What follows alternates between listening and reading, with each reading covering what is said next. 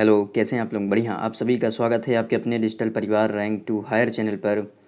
आज का जो मोटिवेशनल थॉट्स है कि ना थके कभी पैर ना कभी हिम्मत हारी है, ना थके कभी पैर ना कभी हिम्मत हारी है, हौसला है ज़िंदगी में, हौसला है ज़िंदगी में कुछ कर दिखाने का, हौसला है ज़िंदगी में कुछ कर दिखाने का, इसलिए अभी भी सफ़र जारी है, इसलिए अभी भी सफ़र जारी है। आइए आगे बढ़ें। 2 मई की जो महत्वपूर्ण प्रश्न हैं उन प्रश्नों को देखते हैं।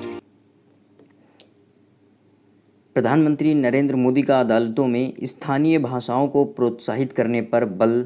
अगला, जाने माने अर्थशास्त्री सुमन बेरी ने आज 1 मई को क्या किया? नीति आयोग के उपाध्यक्ष का कार्यभार संभाला। विजय मोहन क्वात्रा ने विदेश सचिव का पदभार संभाला। प्रधानमंत्री नरेंद्र मोदी ने महाराष्ट्र और गुजरात के स्थापना दिवस पर शुभकामनाएं दी है। बांग्लादेश के पूर्व वित्त मंत्री का लंबी बीमारी के बाद ढाका में निधन हो गया है। खेल मंत्री अनुराग ठाकुर ने नई दिल्ली में दूसरे खेलो मास्टर्स गेम की शुरुआत की है। अगला, मनीला में एशिया बैडमिंटन चैंपियनशिप में पीवी सिंधु ने दूसरा एशियाई कांस्य पदक जीता। फाइनल में ये हार गई हैं और इनको सिल्वर मेडल प्राप्त हुआ है। आइए एक एक करके उन प्रश्नों की चर्चाएं करें कि प्रधानमंत्री नरेंद्र मोदी का अदालतों में स्थानीय भाषाओं को प्रोत्साहित करने पर बल दिया गया है। प्रधानमंत्री नरेंद्र मोदी ने कहा कि जो न्यायालय हैं उनमें क्या स्थानीय भाषाओं में भी निर्णय लिया जाए, स्थानीय भाषाओं में भी न्यायालय के निर्णय हैं उनको बढ़ावा दिया जाए। आइए इसको देखते हैं कि प्रधानमंत्री नरेंद्र मोदी ने न्यायालयों के निर्णयों में स्थानीय भाषा को बढ़ावा देने का आह्वान किया है। ऐसा किस लिए? क्योंकि हमारे यहाँ अभी भी आधे से अधिक जनसंख्या है वो ग्रामीण क्षेत्रों में रहती है। अब स्थानीय स्तर पर उनको जो उनके न्यायालय हैं उनके निर्णय को स्थानीय भाषाओं में सुनाए जाने के कारण क्या होगा कि उन लोगों का न्याय के प्रति क्या विश्वास पैदा होगा और उनको उस न्यायिक व्यवस्था में से जुड़ने में भी मदद मिलेगी। प्रधानमंत्री नरेंद्र मोदी ने कहा कि इससे न्यायिक व्यवस्था में क्या आम आदमी का विश्वास बढ़ेगा। नई दिल्ली में आयोजित राज्यों के मुख्यमंत्रियों और उच्च न्यायालय के मुख्य न्यायाधीशों के संयुक्त सम्मेलन में उद्घाटन सत्र में श्री मोदी जी ने कहा कि सरकार न्यायिक प्रणाली में प्रौद्योगिकी की संभावनाओं को डिजिटल इंडिया मिशन का अनिवार्य अंग मानती है। उन्होंने कहा कि देश में ई कोर्ट, इलेक्ट्रॉनिक जो कोर्ट होगी, डिजिटल माध्यम से जो कोर्ट होगी, उसकी परियोजना को मिशन के रूप में लागू किया जा रहा है। प्रधानमंत्री ने कहा कि न्यायपालिका संविधान की संरक्षक है और विधायिका नागरिकों की आकांक्षाओं का प्रतिनिधित्व करती है। आपके सामने मोस्ट इम्पॉर्टेंट जो क्वेश्चन निकल के आए कि जो हमारा संविधान है उस संविधान की संरक्षिका कौन है? न्यायपालिका। और विधायिका क्या करती है कि नागरिकों की जो आकांक्षाएं हैं उनका ये प्रतिनिधित्व करती है। उन्होंने कहा कि इन दोनों संवैधानिक संस्थाओं का संतुलन देश में प्रभावी और समयबद्ध न्यायिक व्यवस्था की रूपरेखा तैयार करेगी। आज़ादी के 75वें वर्ष पूरे होने पर न्यायपालिका और कार्यपालिका की भूमिका और उत्तरदायित्व को भी स्पष्ट किया। श्री मोदी जी ने कहा कि अमृतकाल में देश में ऐसी न्यायिक व्यवस्था हो जिसमें सबको आसानी से और शीघ्र न्याय मिल सके। अब न्यायिक व्यवस्था को स्थानीय भाषाओं में निर्णय दिए जाने पर बल प्रधानमंत्री मोदी जी के द्वारा इसलिए कहा गया क्योंकि अब देखिए वर्तमान स्थिति में क्या हमारे न्यायालय में अंग्रेजी में सब कुछ, जो भी कार्यप्रणाली होती है सब अंग्रेजी में। अब कोई गरीब व्यक्ति बैठा हुआ है न्यायालय में, अगर उसका मुकदमा चल रहा है तो जो जज होगा और जो वकील हैं वो दोनों आपस में बातचीत कर रहे हैं, उसको कुछ पता ही नहीं कि क्या बातें हो रही हैं। अब स्थानीय भाषा में अगर निर्णय दिया जाएगा, स्थानीय भाषा में अगर कार्रवाई होगी तो क्या होगा कि वो जो उसकी कार्रवाई चल रही है वो उसको समझ सकेगा। इससे जुड़ाव के लिए उसका भी उसमें विश्वास बढ़ेगा कि हाँ, न्याय के प्रति क्या है कि उसका जो न्याय होगा उसमें न्याय में क्या उसका विश्वास बढ़ेगा। मोदी जी ने कहा कि केंद्र सरकार ने 2015 में 1800 ऐसे कानूनों की पहचान की थी जो प्रासंगिक नहीं थे और इसमें से 1450 कानूनों को समाप्त किया गया है, जबकि राज्यों ने ऐसे केवल 75 कानूनों को ही समाप्त किया। उन्होंने राज्यों में ऐसे कानूनों का पता लगाने को कहा है। उन्होंने जेल में बंद विचाराधीन कैदियों का भी जिक्र किया है। कैदियों का जिक्र करते हुए प्रधानमंत्री जी ने कहा कि देश में ऐसे 3.5 लाख कैदी हैं जिनमें से अधिकतर गरीब और सामान्य परिवारों से हैं। उन्होंने मुख्यमंत्रियों और उच्च न्यायालयों के न्यायाधीशों से कहा कि वे ऐसे मामलों को प्राथमिकता के आधार पर निपटाएं। देश के प्रधान जो न्यायाधीश है, मुख्य न्यायाधीश है, चीफ जस्टिस ऑफ इंडिया, 48वें जो देश के मुख्य न्यायाधीश हैं NV रमन्ना ने कहा कि लोगों की ज़रूरतों और आकांक्षाओं को ध्यान में रखते हुए व्यापक चर्चा और विचार विमर्श के बाद कानून बनाया जाना चाहिए। उन्होंने कहा कि कार्यपालिका और विधायिका की ढिलाई की वजह से मुकदमेबाजी होती है जिसमें जिससे हमें क्या बचना चाहिए। उन्होंने कहा कि जनहित याचिका के पीछे अच्छे इरादों का दुरुपयोग नहीं होना चाहिए, व्यक्तिगत हित की वजह से अधिकारियों को धमकाया नहीं जाना चाहिए और कामकाज में रुकावट पैदा नहीं करनी चाहिए। प्रधान न्यायाधीश ने कहा कि संविधान ने तीनों संवैधानिक संस्थाओं को अलग अलग अधिकार दिए हैं और प्रत्येक को अपनी अपनी सीमाओं का ध्यान रखना चाहिए। विधि और न्याय मंत्री किरण रिजिजू भी सम्मेलन में मौजूद थे। आपसे पूछा जा सकता है कि भारत के जो विधि और न्याय मंत्री कौन है? किरण रिजिजू, जो इससे पहले क्या थे? खेल मंत्री। अब वर्तमान में जो खेल मंत्री हैं कौन है? अनुराग ठाकुर जी। यह सम्मेलन सहज और सुविधाजनक तरीके से न्याय उपलब्ध कराने की व्यवस्था विकसित करने और न्याय प्रणाली के समक्ष उत्पन्न चुनौतियों पर काबू पाने के आवश्यक उपायों पर विचार विमर्श का एक अवसर है। इससे पहले यह सम्मेलन 2016 में आयोजित किया गया। सरकार ने ई कोर्ट जो डिजिटल कोर्ट है, जो डिजिटल माध्यम है, उसको बढ़ावा दिया। इसके तहत ई कोर्ट मिशन मोड प्रोजेक्ट के तहत व्यवस्था को बेहतर बनाने और न्यायिक प्रक्रिया को डिजिटल तकनीक से जोड़ने के कई उपाय भी किए हैं। आइए अगला, जाने माने अर्थशास्त्री सुमन बेरी ने आज नीति आयोग के उपाध्यक्ष का कार्यभार संभाला। ये नीति आयोग के तीसरे उपाध्यक्ष होंगे। 1 मई को इन्होंने कार्यभार संभाल लिया है नीति आयोग का।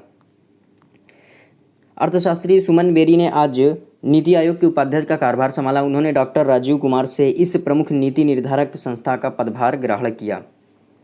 बेरी राष्ट्रीय अनुपयुक्त आर्थिक अनुसंधान परिषद NCAER के महानिदेशक और रॉयल डच सेल के प्रमुख अंतर्राष्ट्रीय अर्थशास्त्री रह चुके हैं। वे प्रधानमंत्री की आर्थिक सलाहकार परिषद, सांख्यिकी आयोग और मौद्रिक नीति संबंधी भारतीय रिजर्व बैंक की तकनीकी सलाहकार समिति के भी सदस्य रहे हैं। कार्यभार संभालने के बाद सुमन के बेरी ने कहा कि वैश्विक अनिश्चितता के दौर में नीति आयोग का दायित्व संभालने के लिए उन्हें चुना गया है। उनके लिए सम्मान की बात। उन्होंने कहा कि गहन विश्लेषण और विचार विमर्श पर आधारित भविष्योन्मुख दृष्टि विकसित करना एक चुनौती है, जिसका सामना करने के लिए राज्यों को भी साथ लेकर चलना होगा। उन्होंने कहा कि भारत के आर्थिक और सामाजिक विकल्प पूरी दुनिया के लिए महत्वपूर्ण हैं। गड़िया भारतीय अमेरिकी अर्थशास्त्री और अर्थशास्त्र के प्रोफेसर अरविंद पनगड़िया ने जनवरी 2015 से 2017 के बीच भारत सरकार के जो थिंक टैंक है नीति आयोग के पहले उपाध्यक्ष के रूप में कार्यभार संभाला था। अब ये नीति आयोग के तीसरे जो उपाध्यक्ष हैं डॉक्टर सुमन के। आइए अगला प्रश्न है, विनय मोहन क्वात्रा ने विदेश सचिव का पदभार संभाला। आइए ये आपके विनय मोहन क्वात्रा, जिन्होंने भारतीय विदेश सेवा के वरिष्ठ अधिकारी है, जिन्होंने विदेश सचिव का पदभार संभाला है। भारतीय विदेश सेवा के वरिष्ठ अधिकारी विनय मोहन क्वात्रा ने आज 1 मई को नए विदेश सचिव का पदभार संभाल लिया। उन्होंने हर्षवर्धन श्रृंखला का स्थान लिया है। वे 1988 बैच के भारतीय विदेश सेवा के अधिकारी हैं। इससे पहले श्री क्वात्रा नेपाल में भारत के राजदूत के रूप में कार्यरत थे। अगला है, प्रधानमंत्री नरेंद्र मोदी ने महाराष्ट्र और गुजरात के स्थापना दिवस पर शुभकामनाएं दी है। आइए समझते हैं। प्रधानमंत्री नरेंद्र मोदी ने कहा कि महात्मा गांधी, सरदार वल्लभ भाई पटेल और कई अन्य महान लोगों के आदर्शों से प्रेरणा लेने वाले गुजरात के लोग विभिन्न क्षेत्रों में अपनी उपलब्धियों के लिए जाने जाते हैं। श्री मोदी ने गुजरात की उन्नति की कामना की है। प्रधानमंत्री ने महाराष्ट्र के स्थापना दिवस के अवसर पर भी राज्य के लोगों को शुभकामनाएं दी। उन्होंने कहा कि राज्य ने देश की उन्नति में अतुलनीय योगदान दिया। मोदी जी ने कहा कि राज्य के लोगों में विभिन्न क्षेत्रों में उत्कृष्ट प्रदर्शन किया। उन्होंने महाराष्ट्र के लोगों की समृद्धि की कामना की है। आइए महाराष्ट्र स्थापना दिवस के बारे में देखें। ये महाराष्ट्र का मानचित्र है, मैप है। महाराष्ट्र का स्थापना दिवस 1 मई को मनाया जाता है। देश की आज़ादी के बाद मध्य भारत के सभी मराठी भाषा के स्थानों का समीकरण करके उनको जोड़ करके एक राज्य बनाने को लेकर बड़ा आंदोलन चला और 1 मई 1960 को कोंकण, मराठावाड़, पश्चिमी महाराष्ट्र, दक्षिणी महाराष्ट्र, उत्तरी जो महाराष्ट्र है, खानदेश तथा विदर्भ सभी संभागों को जोड़कर महाराष्ट्र राज्य की स्थापना की गई। अगला है गुजरात का स्थापना दिवस। ये गुजरात का मैप। गुजरात का स्थापना दिवस 1 मई को मनाया जाता है। भारत के स्वतंत्र होने के समय यह प्रदेश मुंबई राज्य का अंग था। अलग गुजरात की स्थापना 1 मई 1960 को हुआ। महाराष्ट्र और गुजरात का स्थापना दिवस 1 मई को मनाया जाता है। कभी ये दोनों राज्य मुंबई का हिस्सा थे। जब मुंबई राज्य से महाराष्ट्र और गुजरात के गठन का प्रस्ताव आया तो तत्कालीन प्रधानमंत्री जवाहरलाल नेहरू ने मुंबई को अलग केंद्र शासित प्रदेश बनाने की वकालत की। उनका तर्क था कि अगर मुंबई को देश की आर्थिक राजधानी बने रहना है तो यह करना आवश्यक है। पंडित जवाहरलाल नेहरू के समय में इनकी स्थापना की गई थी। बांग्लादेश के पूर्व वित्त मंत्री का लंबी बीमारी के बाद ढाका में निधन। ये बांग्लादेश के पूर्व वित्त मंत्री अबुल माल अब्दुल मुहित का आज लंबी बीमारी के बाद ढाका में निधन हो गया। वह 88 वर्ष के थे। राष्ट्रपति अब्दुल हामिद और प्रधानमंत्री शेख हसीना ने श्री मुहित के निधन पर गहरा शोक व्यक्त किया। प्रधानमंत्री शेख हसीना ने अपने शोक संदेश में कहा कि मुक्ति सम्मान विजेता अर्थशास्त्री और राजनेता मुहित अपने कार्यों से सदैव याद किए जाएंगे। श्री मुहित को एक अर्थशास्त्री, राजनयिक और नौकरशाह के रूप में जाना जाता था। उनका भाषा आंदोलन में योगदान था और वह स्वतंत्रता सेनानी भी थे। वह बांग्लादेश के सबसे अधिक कार्यकाल वाले वित्त मंत्री रहे, जिन्होंने बांग्लादेश को ऊंची विकास दर वाली अर्थव्यवस्था बनाने में अहम योगदान दिया है। अगला, खेल मंत्री अनुराग ठाकुर ने नई दिल्ली में दूसरे खेलो मास्टर्स गेम की शुरुआत की है। आइए इसको समझते हैं। युवा मामले और खेल मंत्री अनुराग सिंह ठाकुर ने 30 अप्रैल को नई दिल्ली में त्यागराज स्टेडियम में दूसरे खेलो मास्टर्स गेम्स दिल्ली 2022 का उद्घाटन किया। युवा मामले और खेल मंत्री अनुराग सिंह ठाकुर ने 30 अप्रैल को नई दिल्ली के त्यागराज स्टेडियम में दूसरे खेलो मास्टर्स गेम्स दिल्ली 2022 का उद्घाटन किया। इस अवसर पर श्री ठाकुर ने कहा कि यह खेल युवाओं और वयस्कों को खेलों में भाग लेने और देश में खेलों को बढ़ावा देने के लिए प्रेरित करेगा। उन्होंने कहा कि यह प्रधानमंत्री नरेंद्र मोदी के खेलो इंडिया के दृष्टिकोण को भी बढ़ावा देगा। श्री अनुराग ठाकुर ने कहा कि इसके अंतर्गत 30 अप्रैल से अगले महीने की 3 मई तक 8 खेलों में 23 राज्यों और केंद्र शासित प्रदेश के 3000 मास्टर्स खिलाड़ी भाग ले रहे हैं। उन्होंने कहा कि खेलो इंडिया जैसी योजनाएं देश के दूर दराज के क्षेत्रों में खेलों को आगे बढ़ा रही हैं। आइए आगे बढ़ें। अगला जो क्वेश्चन है उसको देखते हैं कि मनीला में एशिया बैडमिंटन चैंपियनशिप में पीवी सिंधु ने दूसरा एशियाई कांस्य पदक जीता।